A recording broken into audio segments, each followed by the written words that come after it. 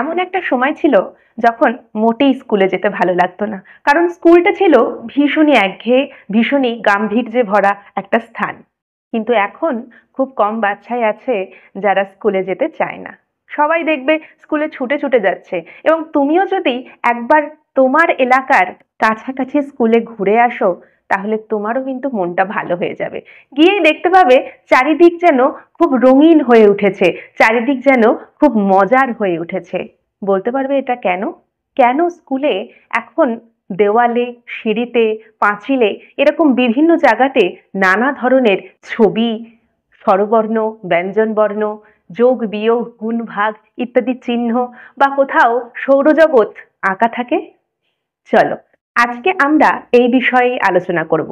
গতকালের ভিডিওতে আমি বলেই গেছিলাম যে আমরা আগামীকাল বালা প্রজেক্ট নিয়ে জানবো। হ্যাঁ, এই বালা প্রজেক্ট নিয়েই আজকের আলোচনা।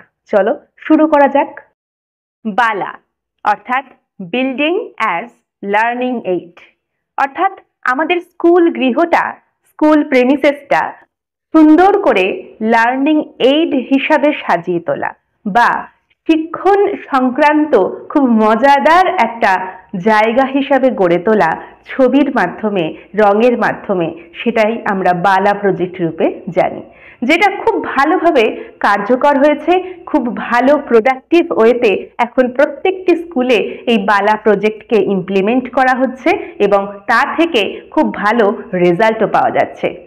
ইউনিসেফের তদারকিতে বা ইউনিসেফের সহযোগিতায় বিন্যাস centre for architectural research and design সর্বপ্রথম আমাদের সামনে এমন একটি সুন্দর প্রজেক্টের কথা তুলে এনেছিল এবং SSA অর্থাৎ সর্বশিক্ষা অভিযান 2006 সালে প্রথম ভারতের গুজরাটে এই বালা প্রজেক্টকে ইমপ্লিমেন্ট করে।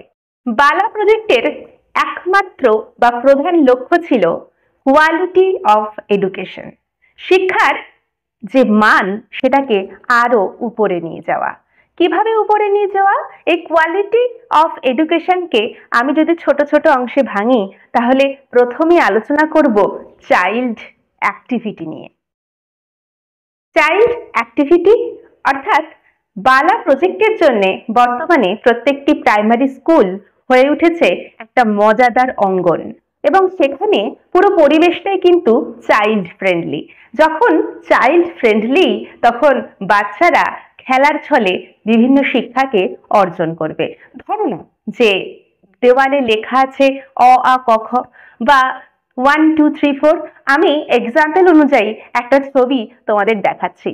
এমন ছবি দেখে যখন তুমি বাচ্চাদেরকে বোঝাবে পড়ানোটা, তখন কিন্তু ক্লাসরুমটা অনেক বেশি জীবন্ত হয়ে উঠবে, অনেক বেশি সুন্দর হয়ে উঠবে এবং বাচ্চাদের নেওয়ার ক্ষমতাটা বা নেওয়ার ইন্টারেস্টটা আরো বেশি করে গ্রো করবে।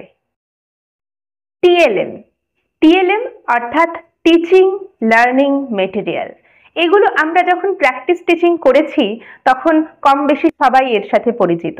কখনো আর্ট পেপারে ছবি এঁকে নিয়ে গেছো বা কখনো নিজের থেকেই কোনো কিছু দ্রব্য নিয়ে গিয়ে তার সম্পর্কে মজার ছলে পড়িয়েছো। যেমন ধরো সালোক সংশ্লেষ সম্পর্কে পড়াতে গেলে একটা গাছ নিয়ে গেছো, তাই না? মনে পড়ছে তো? ঠিক তেমনি টিএলএম হিসাবে আমরা কিন্তু আমাদের স্কুল বিল্ডিংটাকেও এখন ইউজ করতে পারি।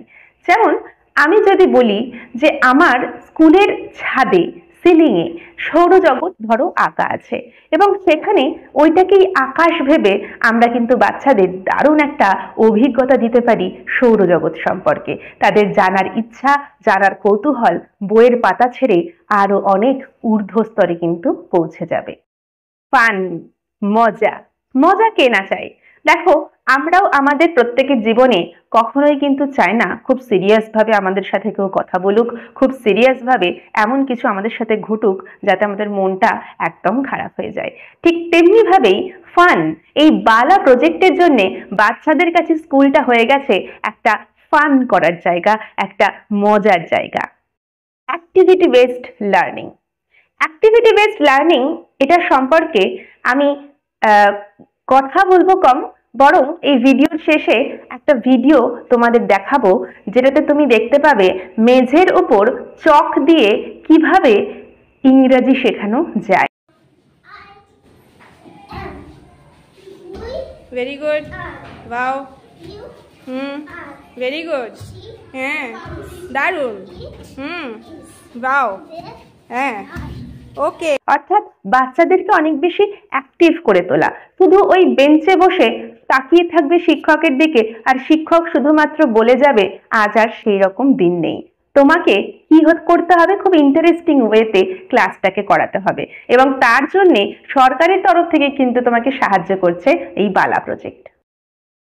সব থেকে ভালো হয়েছে CWSN দের জন্য। এই CWSN কারা? CWSN কথাটির ফুল ফর্ম কিন্তু তোমাদের জন্য খুব important, child with special need. CWSN। তুমি কখনোই ইন্টারভিউয়ারের সামনে বা কখনোই তুমি অ্যাজ এ স্কুল টিচার বলতে পারো না স্পেশাল চাইল্ড বা ডিসেবলড চাইল্ড বা প্রতিবন্ধী চাইল্ড। তুমি কিন্তু সবসময় CWSN এই শব্দটিকেই ব্যবহার করবে। তো এই বালা প্রজেক্টের জন্য তারা, অর্থাৎ যারা একটু পিছিয়ে আছে বাকি বাচ্চাদের থেকে, তাদের জন্য কিন্তু পড়াশোনাটা আরো অনেক বেশি গ্রহণযোগ্য হয়ে উঠেছে। খুব সহজেই, খুব ইন্টারেস্টিং ওয়েতেই তাদের মনে কৌতূহল হয় যে আচ্ছা দেওয়ালে ওটা কি, জানা যাক তো। Self learning. সেলফ লার্নিং মানে নিজে নিজেই শেখা। অর্থাৎ ধরো তোমার স্কুলে, মানে তুমি যেখানে পোস্টেড হবে সেই স্কুলে গিয়ে তুমি দেখলে সিঁড়িতে নামটা লেখা রয়েছে, তাহলে কি হবে? তুমি নেই, কিন্তু বাচ্চাটা কি যখন সিঁড়ি দিয়ে উঠছে তখন কিন্তু সে নিজে নিজেই মনে মনে নামটাটা আওড়াতে থাকবে এবং সেলফ লার্নিং করতে থাকবে।